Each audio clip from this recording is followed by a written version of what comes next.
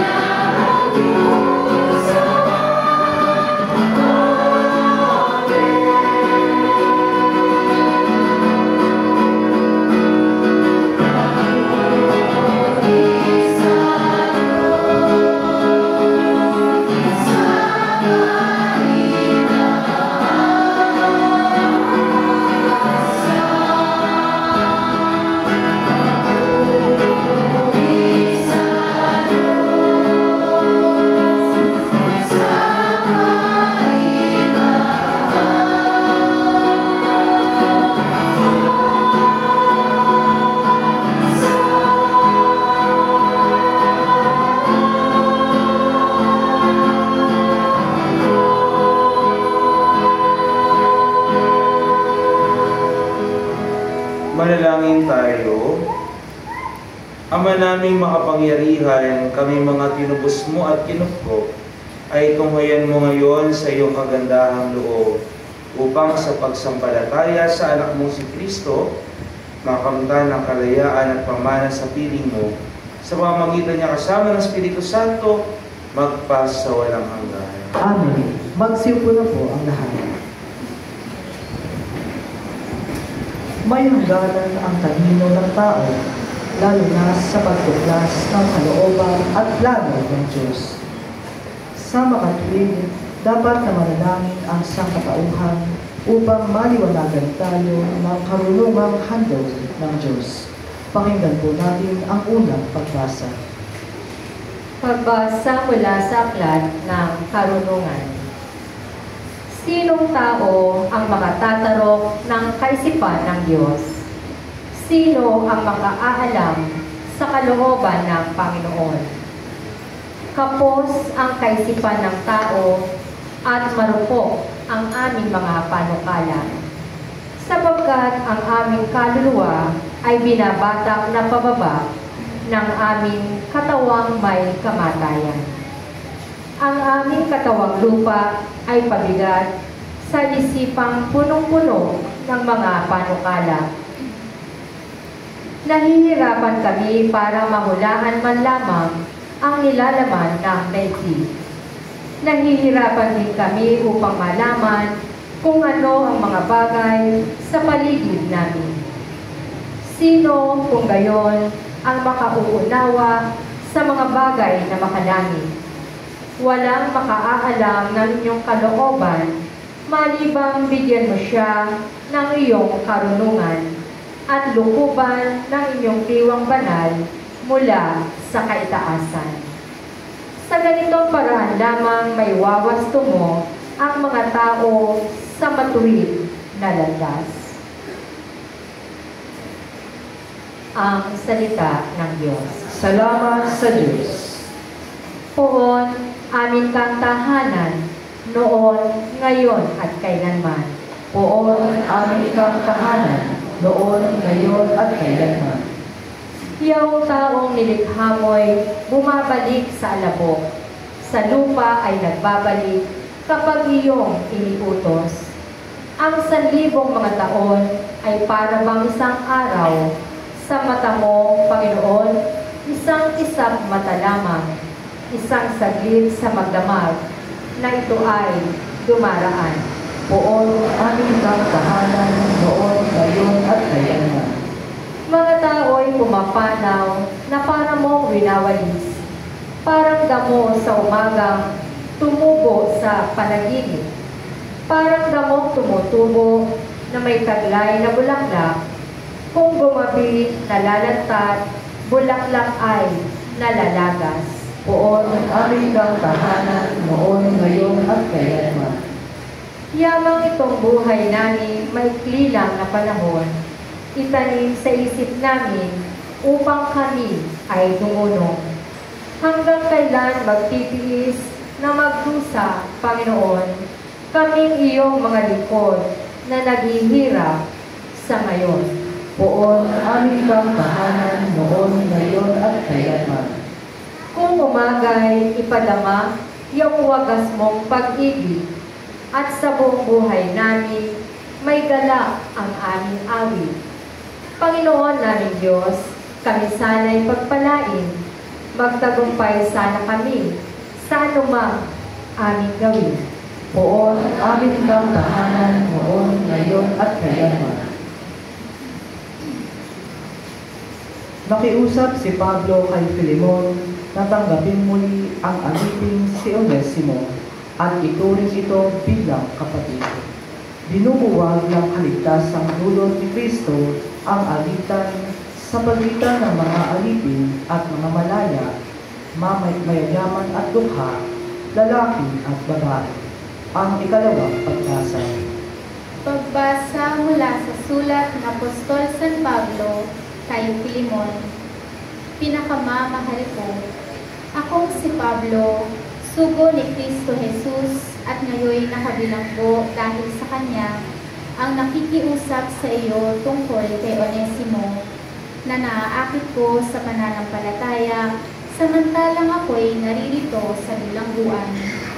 Pinababalik ko siya sa iyo at para ko nang ipinadala sa iyo ang aking puso. Ibig ko sanang panatilihin siya sa aking piling upang sa halip mo, siya ang maglingkod sa akin habang ako'y nakabilanggo dahil sa mabuting balita. Ngunit ayokong gawin iyon nang wala kang pahintulot upang hindi maging sapilitan, kundi kusa ang pagtulong mo sa akin. Marahil nawalay sa iyo ng kaunting panahon si Onesimo upang sa pagbabalik niya'y makasama mo siya habang panahon, hindi na bilang alipin, kundi isang minamahal na kapatid. Mahal siya sa akin, ngunit lalo na sa iyo, hindi lamang bilang isang alipin, kundi isang kapatid pa sa Panginoon. Kaya't kung inaari mo akong tunay na kasama, tanggapin mo siya tulad ng pagtanggap mo sa akin. Ang salita ng Diyos. Salamat sa Diyos. Magsitayo po ang lahat bilang pagbibigay galang sa mabuting balita.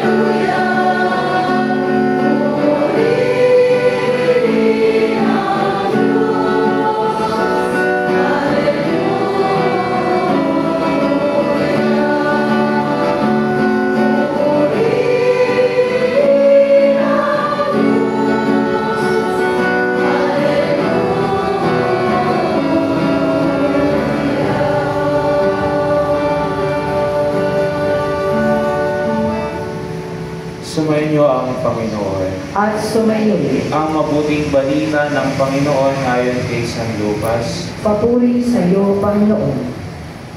Noong panahon iyon, sumama kay Jesus ang napakaraming tao. Umarap siya sa kanila at kanyang sinabi, "Hindi maaaring maging alagad ko ang sino mang umiibig sa kanyang ama at ina, asawa at mga anak, mga kapatid, at maging sarili niyang buhay ng higit sa akin. Ang sino mang hindi magpasa ng sariling krus at sumunod sa akin ay hindi maaaring maging alagad ko. Kung ang isa sa inyo ay nagbabalak magtayo ng tore, hindi ba uupo muna siya at tatayahin ang magugugol para malaman kung may sapat siyang salabing maipagpapatapos niyon? Baka mailagay ang mga pundasyon ngunit hindi naman maipatatapos. Siya'y kukutsain ang lahat ng makikita nito. Sasabihin nila, nagsimulang magtayo ang taong ito, pero hindi na ipatapos. O sinong hari ang makikipagdigma sa kapwa-hari ang hindi muna uupo at pag-aaralang mabuti kung ang 10,000 kawal niya ay maisasagupa sa kalaban na may 20,000 tauhan? At kung hindi niya kaya, malayo pa ang kalaban, ay magsusugo na siya ng mga kinatawan upang makipagkasundo. Gayon din naman, hindi maaring maging alagad ko ang sino man kung hindi niya tatalikdan ang lahat ng sa kanyang buhay." Ang mabuting balita ng Panginoon. Pinupuri ka namin, Panginoon sa Kristo. Magsiupo na po ang lahat. Sa mapagpalang hapon po sa ating lahat. Palapakan po natin ang Panginoon. Mga minamahal ko kapatid, sa ating pong ebanghelyo, narinig po natin ang panawagan ni Jesus ng pagiging tunay na alagad. Ano ba ang tunay na alagad ayon kay Jesus? Ang tunay na alagad ayon kay Jesus ay yung inuunan natin ang Diyos sa lahat. We put God first sa ating buhay. Amen? Totoo. Tayo po lahat ay alagad ng Diyos. Amen? Sabihin mo sa katabi mo, alagad tayo ng Diyos. Sabihin ba, alagad tayo ng Diyos? Ngunit tayo ba talaga ay tunay na alagad ng Diyos? Hindi po ba tayo, nung tayo ay bininyagan, tayo binigyan ng Christian name? No? Sabihin tayo ay mga Kristiyanong Katoliko. Sabihin, simula nung tayo ay binyagan, tayo ay mga alagad ni Kristo, alagad ng Diyos. Ngunit sa ating buhay ay inuuna natin ang Diyos.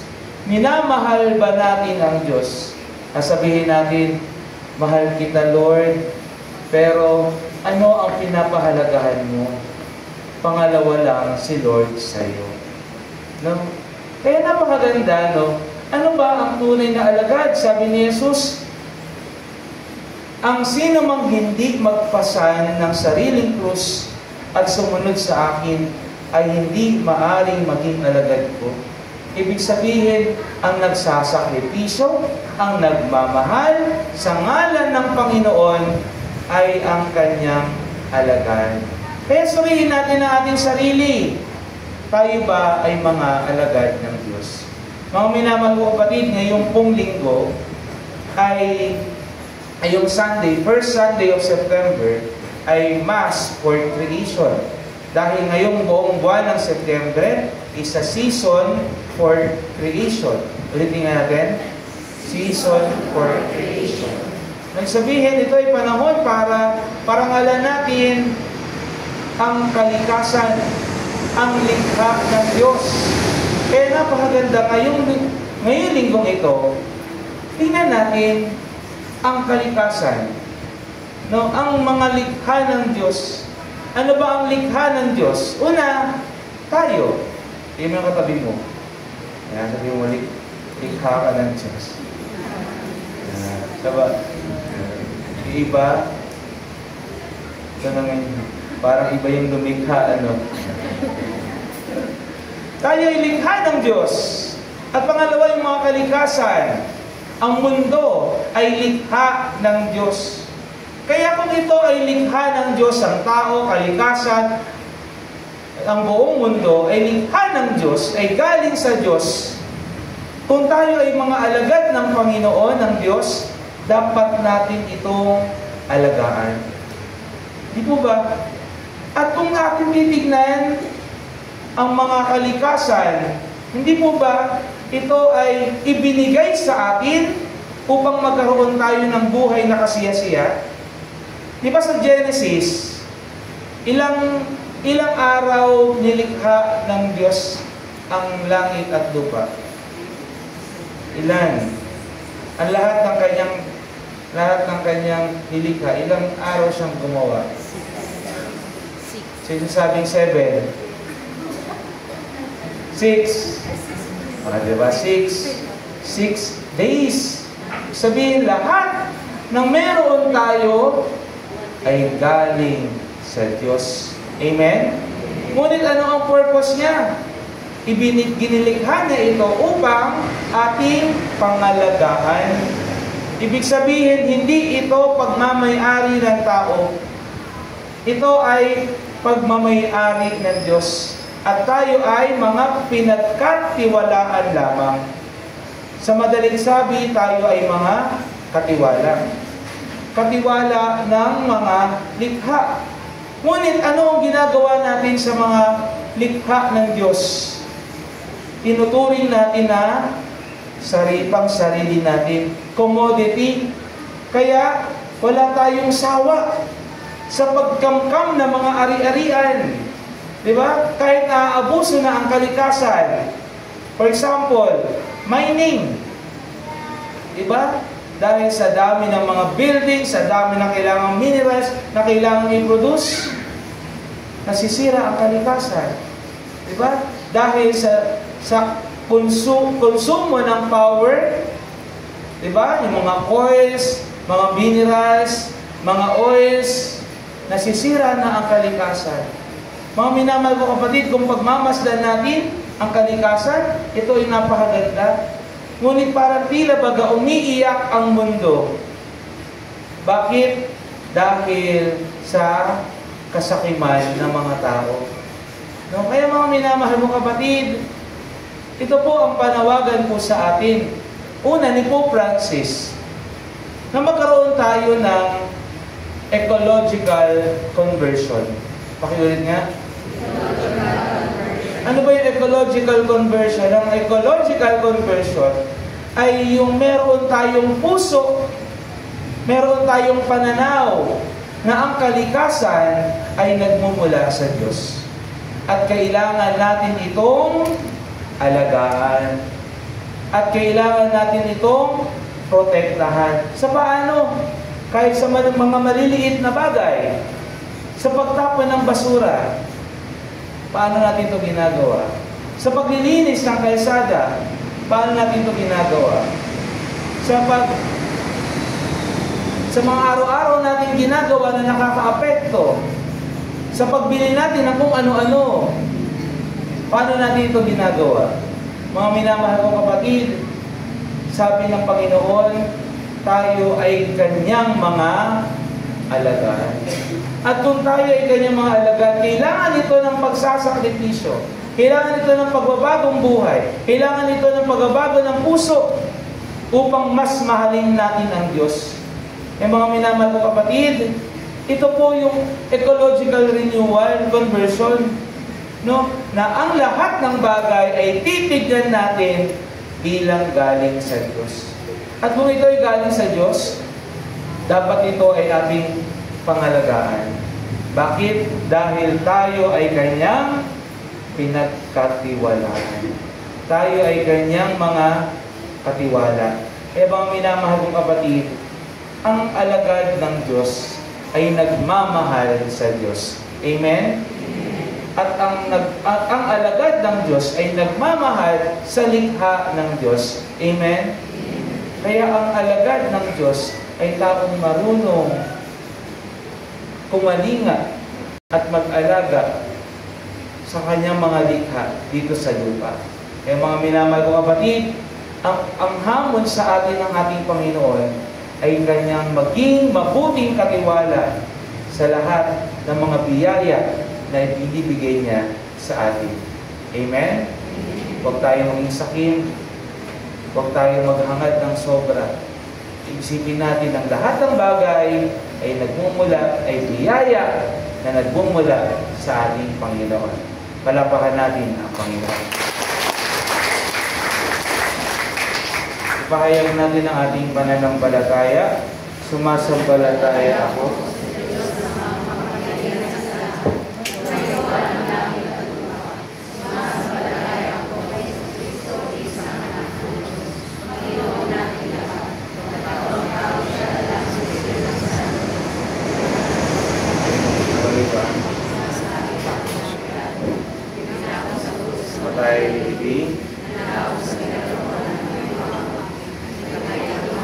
Nabuhay na magmuli, makiyak sa langit.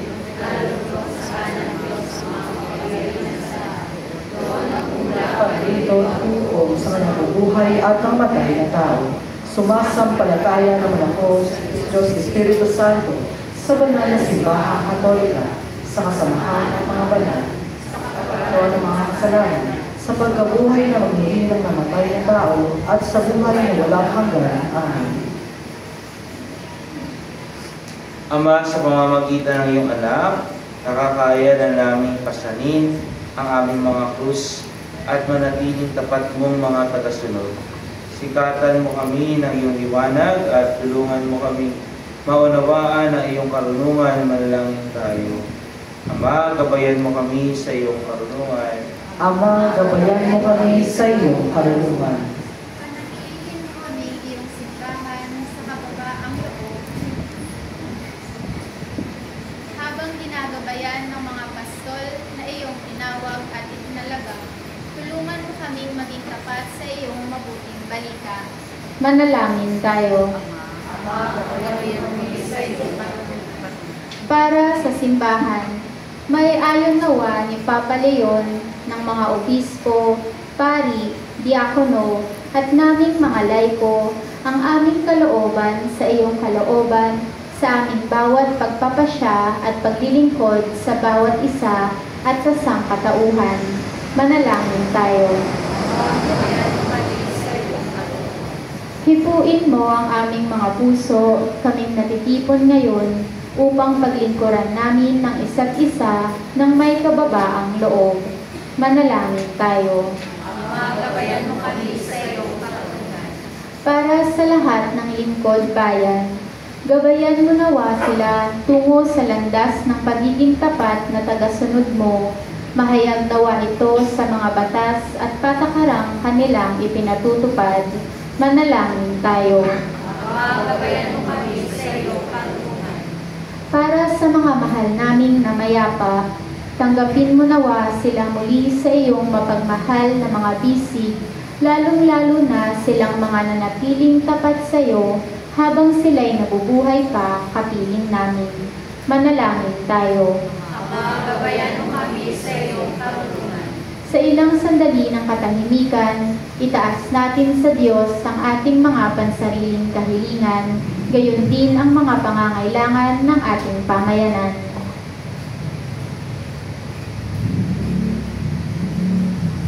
Manalangin tayo. Gabayan mo kami sa iyong katanungan. Ama naming makapangyarihan, gabayan mo kami, nagsusumamo ang lahat ng aming mga pagkapasya at pagkilos upang tulad ng iyong anak, manatili kaming tapat sa iyong walang hanggang kalooban sa pamamagitan ni Kristo na aming Panginoon. Amen. Magsiupo na po ang lahat. Pinamilahan ang lahat na magbibigay ng balik-handog na bumila ng isa sa gitna para sa pag-aaral.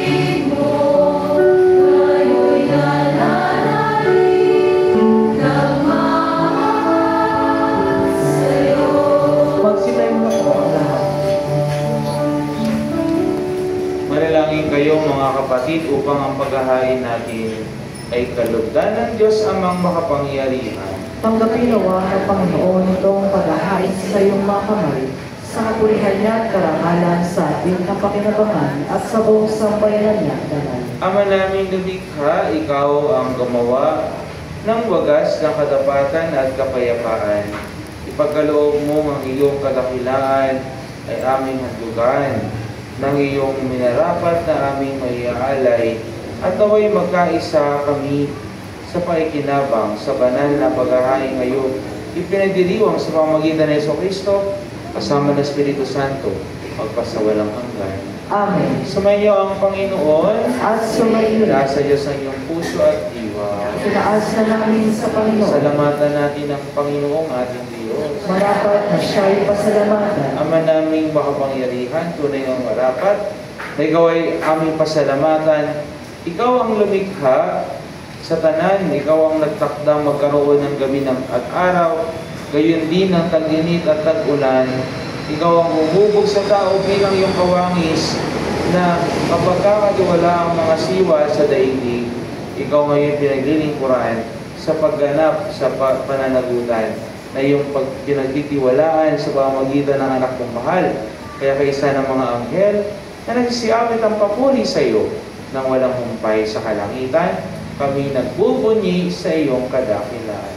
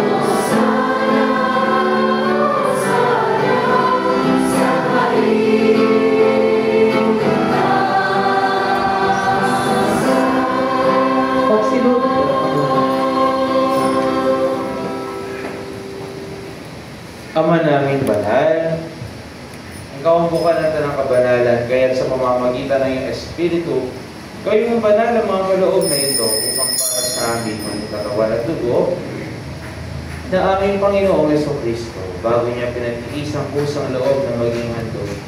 Hinawakan niya at tinapay, pinasalamatan kanya, inalati-hati niya iyon, inibot sa kanyang mga alagad at sinabi, tanggapin niyo lahat ito at kanin, ito ang aking katawan na ihahandog para sa inyo.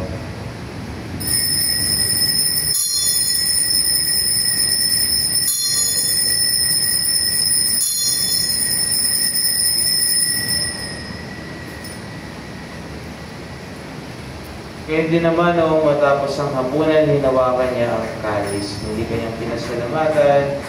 Inibot niya ang kalis sa kanyang mga alagad at sinabi, tanggapin ninyong lahat ng tinumin. Ito ang kalis ang aking dugo ng bago at hanggang tipan.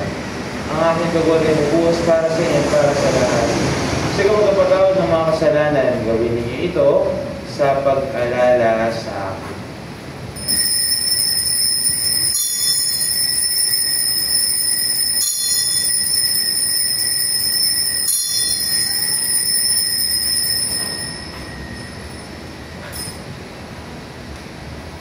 Ipagbunyi natin ang misteryo ng pananampalataya.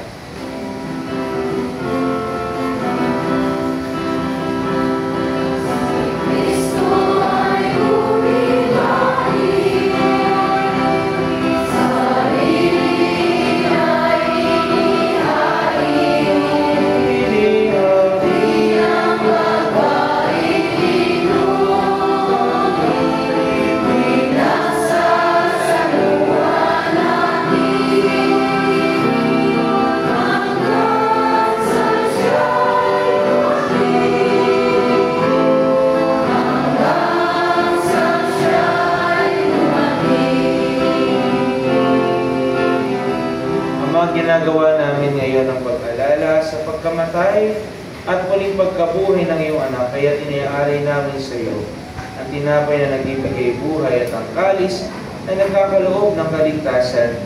Kami nagpapasalamat dahil kami ay iyong minarapat at tumayo sa harap mo para maglingkod sa iyo.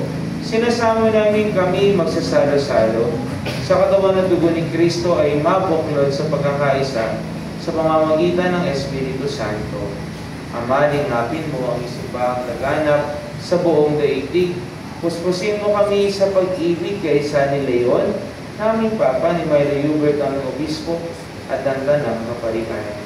Alalahanin mo rin ang mga kapatid namin na himlay, na may pag-asa sila'y muling mabubuhay. Ngayon din na lahat ng mga pumanaw, kaawaan mo sila at patuloyin sa iyong kaliwanagan. Kaawaan mo at pagindapating kami lahat na makasalo sa iyong buhay na walang wakas. Kaysa ng mahal na Birheng Maria na ina ng Diyos, ang Immaculada Concepcion ng Pasig ni San Jose, ang kanyang kabiyak na puso, kaysa ng mga apostol at lahat ng mga banal na namuhay dito sa daigdig ng kalugod-lugod sa iyo. May pagdiwang nawa namin ang pagpupuri sa ikararangal mo sa pamamagitan ng iyong anak na aming Panginoong Jesucristo.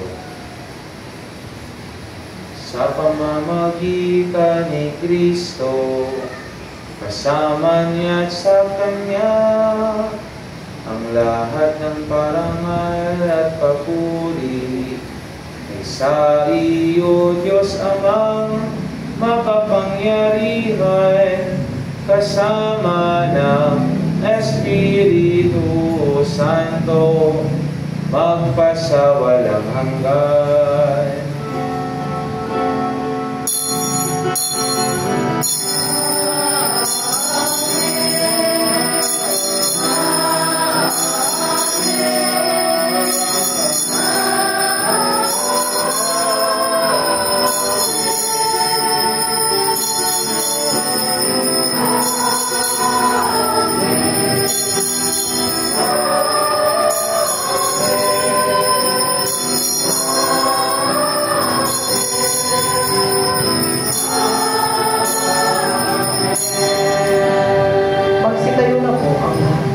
Sa tagubilin ng mga nakagagaling na utos sa turo ni Jesus na Panginoon natin at Diyos, ipahayag po natin ang lakas loob.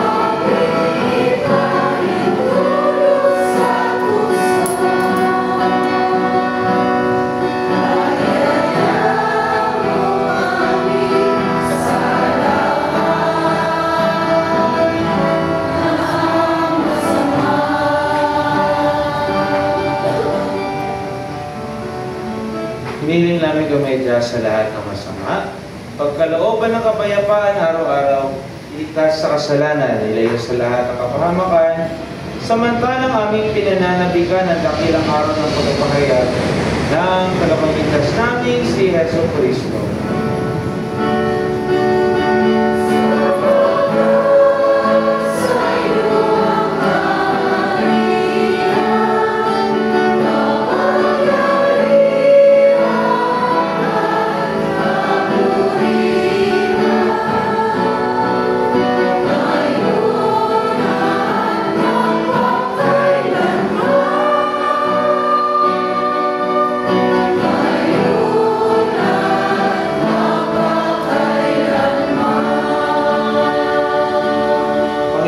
Kristo, sinabi mo sa iyong mga apostol, kapayapaan ang iniiwan ko sa inyo, ang aking kapayapaan, ang ibinibigay ko sa inyo, tunghayan mo ang aming pananampalataya at huwag ang aming mga pagkakasala. Pagkalooban mo kami ng kapayapaan at pagkakaisa, ayon sa iyong kalooban, kasama ng Espiritu Santo, magpasawalang hanggan. Amen. Ang kapayapaan ng Panginoon ay laging sumainyo. At sumayo rin. Magbigayan po kayo ng kapayapaan sa isa't isa. Please be with you.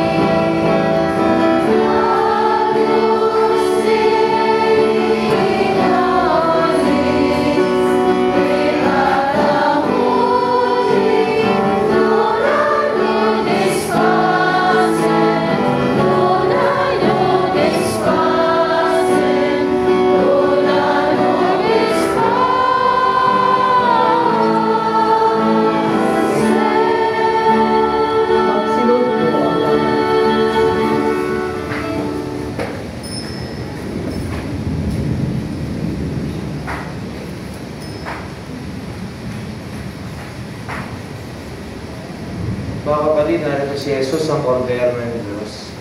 Siya ang nag-aalis sa mga kasalanan sa liputan. Mapalad tayong inaanyayahan sa kanyang piging. Panginoon, hindi ako marapat-dapat na magpatuloy sa iyo. Ngunit sa isang salita na lamang ay gagaling ako.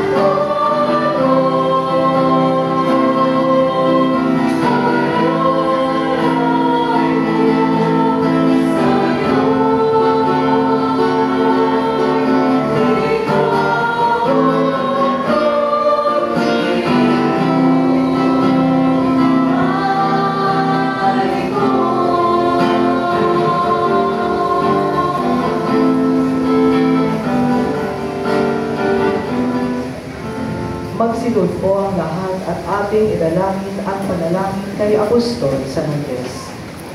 O maluwalhating Apostol San Andres, ikaw ang unang nakakilala at sumunod kay Kristo, ang Kordero ng Diyos. Kasama si San Juan, matapat mong sinamahan si Jesus sa kanyang misyon dito sa mundo. Ikaw rin ang naghikayat sa iyong kapatid na si San Pedro upang maging tagasunod ni Jesus. Sa iyong pamamagitan, buong puso ginawa namin masundan si Jesus at ang kanyang mga turo. Turuan mo kaming pag-akay ng aming kapwa tungo kay Kristo nang amin siyang sama-samang ibigin at paglingkuran. Tulungan mo kaming matutuhan ang kahulugan ng pagpapakasakit ni Kristo sa krus nang malugod ginawa namin pasanin ang aming mga krus sa araw-araw ng walang pag-aalinlangan. Duwanggitin ang mga kahilingan.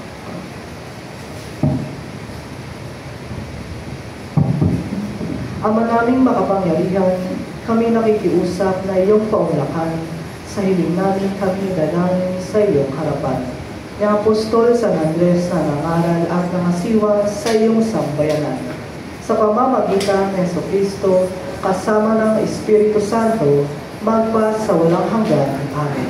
Apostol San Andres, magsitayo na po ang lahat.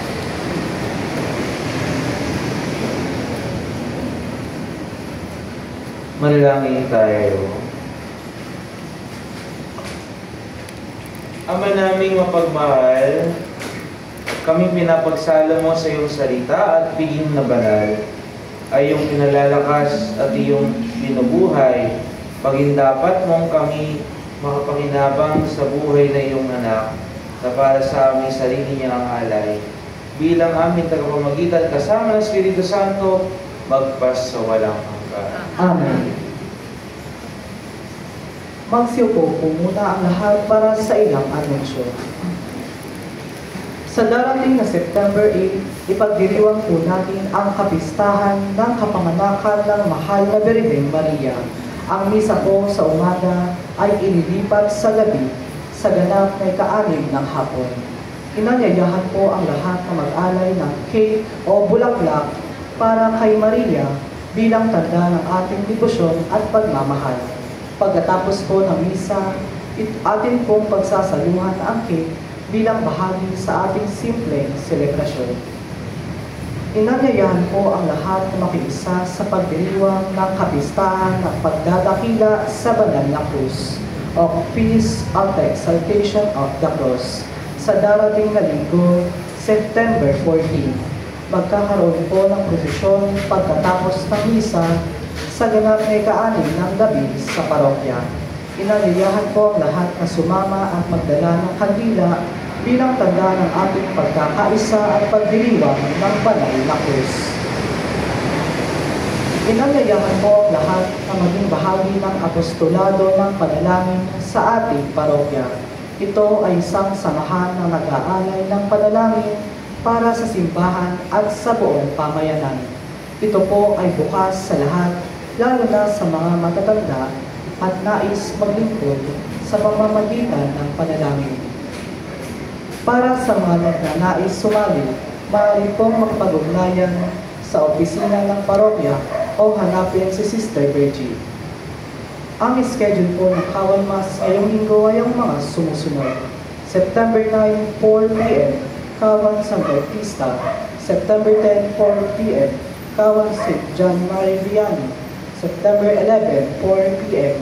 Kawan San Pedro Apostol, September 12, 4 p.m. Kawan Santo Tomas. Inanyayahan po ang lahat na makiisa at dumalo sa schedule ng banal na misa. Magsitayo na po ang lahat. Ngayon po ang first Sunday ng month of September, kaya inanyayahan ko po ang lahat na may birthday po ngayong buwan at lahat po ng mga may wedding anniversaries na pumunta po dito sa harapan.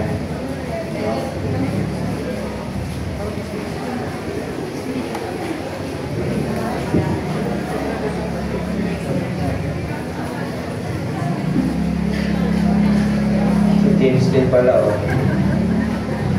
Manalangin tayo. Ama naming Diyos, buong puso kami nagpapasalamat sa biyaya ng buhay at pag-ibig. Hiniling namin ang pagkapala, hiniling namin na yung pagkapala sa mga pinagdiriwang na kaarawan ngayong buwan ng Setyembre. Pagkaloob po sa kanilang kalusugan, kapayapaan at kagalakan sa mga darating na taon, naway lumago sila sa karunungan at grasya at laging maramdaman ang iyong pagkabay sa kanilang buhay. Para sa mga nagdiriwang na kanilang anibersaryo ng kanilang kasal, dalangin po namin na patuloy mong pagpalangin ang kanilang pagsasama. Patatagin mo ang kanilang pagmamahalan at katapatan sa isa't isa. At punuin mo ng kapayapaan at kagalakan ang kanilang tahanan. Hinihiling namin ito sa ngalan ni Kristo na aming Panginoon. Amen.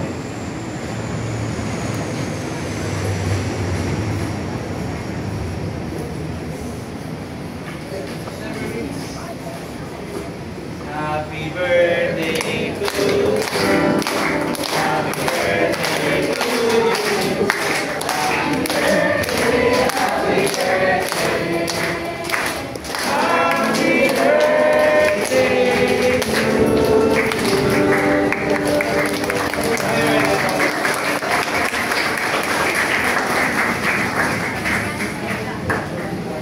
Happy birthday po. Thank you. Bukas din po ay birthday ni Mama Mary. Kaya po iniimbitahan po natin ang lahat. Meron po tayong simple birthday celebration para kay Mama Mary sa ating simbahan sa St. Andrew. At tayo po ay magsisimba sa ganap na 6:30 ng gabi.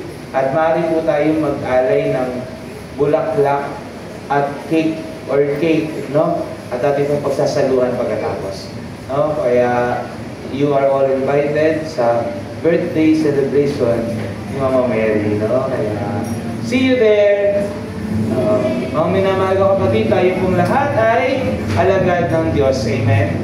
Kaya bilang alagad ng Diyos, pananagutan po natin na alagaan at protektahan ang kanyang mga gawa, ang kanyang nilikha, lalo dito sa lupa, sa mundong ibabaw. Isa lang po ang ating mundo. Pangalagaan po natin ito para sa mga susunod na henerasyon. Amen? Sumayin niyo ang Panginoon At sumayin. pagpalain kayo ng makapangyarihang Diyos, Ama, Anak, at Espiritu Santo. Amen. Na po sa ating magdiriwang, humayo kayong taglay ng kapayapaan upang ang Panginoon ay mahalin at paglingkuran. Salamat sa Diyos.